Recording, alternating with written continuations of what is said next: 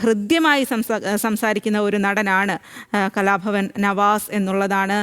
സഹിൻ, പെട്ടെന്ന് മലയാളി ഈ ഒരു വാർത്ത കേൾക്കുമ്പോൾ എല്ലാവർക്കും വലിയ തരത്തിൽ ദുഃഖമുണ്ടാകുന്ന ഒരു കാര്യമാണ്. കാരണം എപ്പോഴും ചിരിച്ചുകൊണ്ട് മാത്രമേ നവാസിനെ നമ്മൾ ടി വിയിൽ സിനിമകളിലാണെങ്കിലും അല്ലെങ്കിൽ മിനി സ്ക്രീനിലാണെങ്കിലും അഭിമുഖങ്ങളിലാണെങ്കിലും ഒക്കെ കണ്ടിട്ടുള്ളൂ. അപ്പോൾ അദ്ദേഹത്തിൻ്റെ ഈ ഒരു മരണവാർത്ത മലയാളികളെ എല്ലാം സംബന്ധിച്ച് ഏറെ ദുഃഖമുണ്ടാക്കുന്ന ഒന്ന് തന്നെയല്ലേ? തീർച്ചയായിട്ടും അങ്ങനെ തന്നെയാണ്. കാരണം നേരത്തെ സൂചിപ്പിച്ചതുപോലെ തന്നെ കലാഭവൻ എന്ന പേര് ഒരു കാലഘട്ടത്തിൽ മലയാളികൾക്ക് അറിയാം. മിമിക്രിയാണ് കലാഭവനിലൂടെ കഴിഞ്ഞു വരുന്ന ആളുകൾ എല്ലാവരും തന്നെ ചിരിപ്പിക്കാനും ചിന്തിപ്പിക്കാനും കഴിവുള്ള മനുഷ്യരാണ്. അങ്ങനെ കലാഭവൻ നവാസൊക്കെ ആ പേര് വാനോളം എത്തിക്കുന്നതിൽ വലിയ പങ്കുവഹിച്ചിട്ടുണ്ട്. മാത്രമല്ല മിമിക്രി എന്ന് പറയുന്ന കലാരൂപം സാധാരണക്കാർക്കിടയിൽ, കേരളീയർക്കിടയിൽ അത് പ്രശസ്തമാക്കുന്നതിനും നവാസൊക്കെ വഹിച്ച പങ്ക് ചെറുതല്ലായിരുന്നു. പിന്നീട് ചെറിയ സീരിയലുകളിലും പിന്നീട് ആ സീരിയലുകളിൽ തന്നെ വലിയ സാന്നിധ്യമായി അദ്ദേഹം മാറുന്നു. അതിനുശേഷം സിനിമയിലേക്ക് കടന്നു വരുന്നു. സിനിമയിൽ തന്നെ അദ്ദേഹം സുപ്രധാനമായ സിനിമകളിലൊക്കെ അഭിനയിക്കുന്നു. അതിലൊക്കെ നല്ല വേഷങ്ങൾ അദ്ദേഹത്തിന് ലഭിക്കുന്നു. അപ്പോഴും അതിന് വിട്ട് ആരോടും പെരുമാറുകയോ അല്ലെങ്കിൽ മോശമായി സംസാരിക്കുകയോ മോശമായി പെരുമാറുകയോ ഒന്നും ചെയ്യാതെ എപ്പോഴും ചിരിപ്പിക്കുന്ന, ചിന്തിപ്പിക്കുന്ന, നന്നായി ഇടപഴകുന്ന, നന്നായി പെരുമാറുന്ന ഒരു വ്യക്തി കൂടിയായിരുന്നു. അതുകൊണ്ട് തന്നെയാണ് അദ്ദേഹം മരണപ്പെട്ടു എന്ന് പറഞ്ഞിട്ടും വിശ്വസിക്കാൻ കഴിയാത്തത്. അദ്ദേഹത്തിന്റെ മരണവാർത്ത അല്പനേരം മുൻപാണ് നമ്മൾ പറയുന്നത്.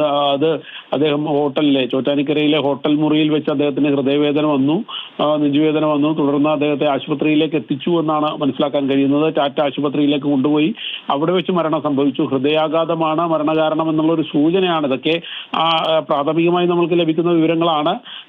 എങ്കിലും ഏറെക്കുറെ വിശ്വസിക്കാൻ കഴിയുന്ന വിവരങ്ങളാണ് എന്നുള്ളതാണ്. ഹൃദയാഘാതമാണ് അദ്ദേഹത്തിന്റെ മരണകാരണം എന്നുള്ള ഒരു സൂചനയാണ് ലഭിക്കുന്നത്. അദ്ദേഹം ഇന്ന് ഷൂട്ടിംഗ് ഉണ്ടായിരുന്നു. ചോറ്റാനിക്കരയിലായിരുന്നു ഷൂട്ടിംഗ് ഉണ്ടായിരുന്നത്. അവിടുത്തെ വൃന്ദാവൻ എന്ന് പറയുന്ന ഹോട്ടലിലായിരുന്നു അദ്ദേഹം താമസിച്ചിരുന്നത്. ഷൂട്ടിംഗ് കഴിഞ്ഞ് തിരികെ മുറിയിലെത്തി അപ്പോഴാണ് അദ്ദേഹത്തിന് ഹൃദയവേദന, നെഞ്ചുവേദന അനുഭവപ്പെട്ടത് എന്നുള്ളതാണ് ലഭിക്കുന്ന വിവരം. പിന്നീട് അദ്ദേഹത്തെ ആശുപത്രിയിൽ എത്തിച്ചു. അവിടെ വെച്ച് അദ്ദേഹം മരണപ്പെട്ടു എന്നുള്ളതാണ് ഇപ്പോൾ മനസ്സിലാക്കാൻ കഴിയുന്നത്. അത് തന്നെയാണ് സഹിൻ. പെട്ടെന്ന് അദ്ദേഹത്തെ കുറിച്ച് ഓർക്കുമ്പോൾ ഒരുപാട് സിനിമകൾ നമ്മുടെ മനസ്സിലേക്കെല്ലാം ഓടിയെത്തുന്നു. പ്രത്യേകിച്ചും മാട്ടുപ്പെട്ടി മച്ചാൻ, അതുപോലെ തന്നെ ജൂനിയർ മാൻഡ്രേക്ക് എന്നുള്ള സിനിമയിലൊക്കെ ആ സമയത്ത് അന്ന് ഏറെ തിളങ്ങി നിന്നിരുന്ന കലാകാരന്മാരാണ് മുകേഷും ജഗദീഷും അടക്കമുള്ള ആളുകൾ. നർമ്മത്തിൽ അവരെ തോൽപ്പിക്കാൻ ആ സമയത്ത് മറ്റാരുമില്ല. പക്ഷേ ആ സമയത്ത് അവർക്കൊക്കെ ഒപ്പം അവരെക്കാൾ അല്ലെങ്കിൽ ഒരു പിടി മുന്നിലൊക്കെ പിടിച്ചു നിൽക്കാനായിട്ട് ആ സമയത്ത് ആ സിനിമകളിലൊക്കെ കലാഭവൻ നവാസിന് സാധിച്ചിരുന്നു. അതുകൊണ്ട് തന്നെയാണ് നമ്മളിപ്പോഴും അദ്ദേഹത്തിനെ ആ സിനിമകളിലൂടെയൊക്കെ ഓർക്കുന്നത്. ഒരു കാലത്ത് മലയാള സിനിമയിൽ ഏറെ നിറഞ്ഞു നിന്നിരുന്ന ഒരു നടൻ കൂടിയായിരുന്നു കലാഭവൻ നവാസ്, ചെറുതും വലുതുമായ വേഷങ്ങളിലൂടെ. അങ്ങനെ തന്നെയല്ലേ സഹിൻ ഓർക്കാൻ സാധിക്കുന്നത്? തീർച്ചയായിട്ടും അദ്ദേഹം അഭിനയിച്ചിട്ടുള്ള ചിത്രങ്ങളും അങ്ങനെ തന്നെയാണ്. ഏറെയും ജനശ്രദ്ധ പിടിച്ചുപറ്റിയിട്ടുള്ള ചിത്രങ്ങളാണ്. നമുക്കറിയാവുന്ന പോലെ തന്നെ ജൂനിയർ മാൻഡ്രേക്ക് അടക്കമുള്ള ചിത്രങ്ങളൊക്കെ അങ്ങനെ തന്നെയാണ്. ആളുകൾക്ക് ചിരി പടർത്തുന്ന ചിത്രങ്ങൾ, ആളുകളുടെ മനസ്സിൽ എന്നും ഓർത്തിരിക്കുന്ന ചിത്രങ്ങൾ. മിസ്റ്റർ ആൻഡ് മിസീസ്, ഒപ്പം തന്നെ ഏഴരക്കൂട്ടം, ജൂനിയർ മാൻഡ്രേക്ക്, ഹിറ്റ്ലർ ബ്രദേഴ്സ്, കിടിലോൽ കിടിലം, മായാജാലം, മീനാക്ഷി കല്യാണം, മാട്ടുപ്പെട്ടി മച്ചാനിലേക്ക് അദ്ദേഹത്തിന്റെ വേഷം ഇന്നും മനുഷ്യരുടെ മനസ്സിൽ ഓർത്തിരിക്കാൻ കഴിയും. കാരണം ഒരു ധനികനായിട്ടുള്ള മുതലാളിയുടെ മകനായി അഭിനയിക്കുന്ന അല്ലെങ്കിൽ ആ സിനിമയിൽ അദ്ദേഹം പ്രത്യക്ഷപ്പെടുന്നത് അങ്ങനെയാണ്. അതിലെ നായകനായിട്ടുള്ള മുകേഷിന്റെ കൂട്ടുകാരനായിട്ടൊക്കെ. അപ്പോൾ ആ വേഷങ്ങളൊക്കെ ഇന്നും നമ്മളിങ്ങനെ മനസ്സിൽ ആലോചിച്ചിരിക്കുന്നു, അല്ലെങ്കിൽ അതൊക്കെ ഓർത്തെടുക്കാൻ കഴിയുന്നു എന്നുള്ളത് അദ്ദേഹത്തിന്റെ അഭിനയപാഠവും തന്നെയാണ്.